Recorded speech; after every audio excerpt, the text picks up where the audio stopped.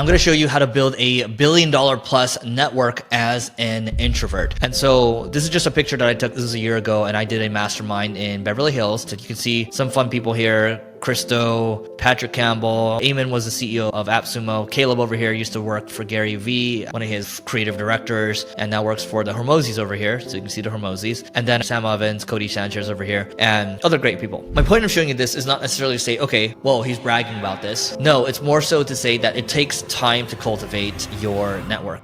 I basically started podcasting about 10 years ago or so, and I wasn't really getting much traction in the beginning. Maybe I was getting 9 downloads a day or so. And then after the second year, I was only getting 30 downloads a day. And it was because I kept going that I was able to continue to meet amazing people to have great conversations with and basically be able to learn for free. That was the real value that I was getting. It wasn't necessarily tied to the amount of downloads I was getting. It was my rate of learning. It felt like my rate of learning was continuing to increase and I was able to connect with amazing people, then it was worth it.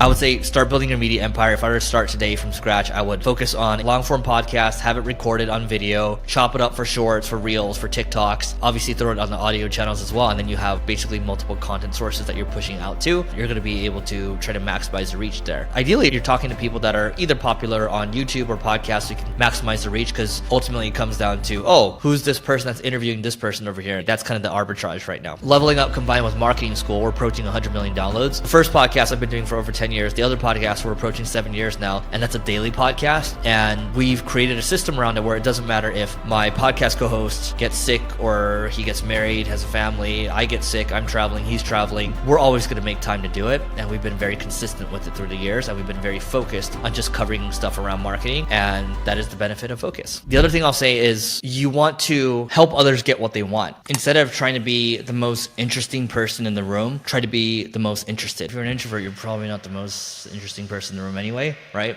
Leave that to somebody else that's more extroverted. But what you can do, at least one of my superpowers, is being able to connect the dots. If I understand that Bob needs something and I know that Sally has that something, I'm going to try to make that connection over and over and over, because it's free to make these connections. I keep doing that. And then eventually you become known as the connector. What ends up happening is you will be paid back in spades. Not that you're expecting to be paid back, but at the end of the day, people like to do business with other people. And if you're the one that's being helpful all the time, people are going to remember that. And it's not like you even need to try to get business. You don't need to try to go win business or anything like that. People will just naturally know that you are the guy when it comes to X, Y, and Z. And you do that enough, guaranteed you're going to be able to compound that network over time. The thing for me too is, ever since the beginning, I've always hosted things on my own, hosting small masterminds at my place. At the time, I was a marketing director, so I got a group of marketing directors together, maybe some CMOs as well. And we got together at my place, and one of the first meetings was like, all I had for food was a half-eaten bag of chips. But that wasn't the main thing. The main thing was that we went around sharing the knowledge that we had, what's working for us, what struggles we're facing right now, and we built that camaraderie, and that didn't cost a dime to do.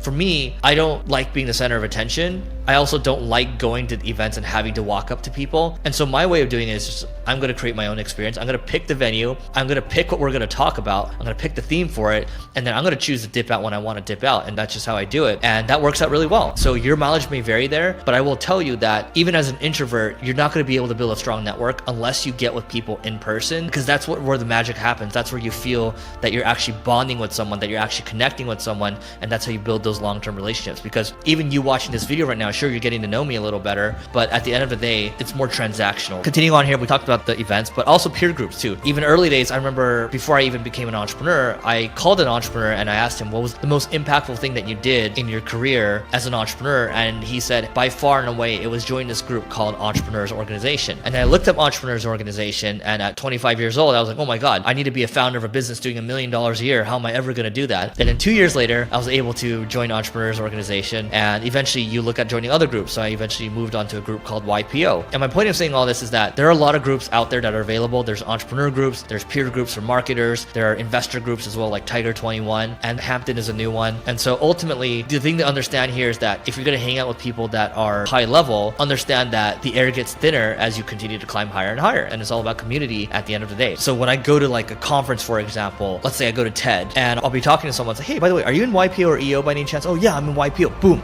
instant camaraderie. Like Like, we understand the pain that we've been through. We understand the experience of being a YPO or EO person or a Hampton person, whatever group that you're in exactly. Those always go a long way. And final thing I'll leave you with is everything takes time to compound. So relationships, businesses, audiences, etc. You want to continue to be a person of value. You want to stay focused over not a decade, but decades, and you'll be able to build that indestructible network. And once you make it your habit, once you make it just part of how you are as a human being, your network is going to inevitably compound, hopefully into a multi-million dollar, multi-billion dollar network. And people like to say your net worth is your network. I do believe that. I think without knowing a lot of the people that I know, I wouldn't be able to have gotten even to where I am today. And so you can check out this video over here. It's a behind the scenes video on a private YouTube creator event I went to with Graham Stephan, Sam and Colby, and there are a handful of other creators there. And don't forget to hit the rate, review, subscribe. Appreciate you listening and watching, and catch you later.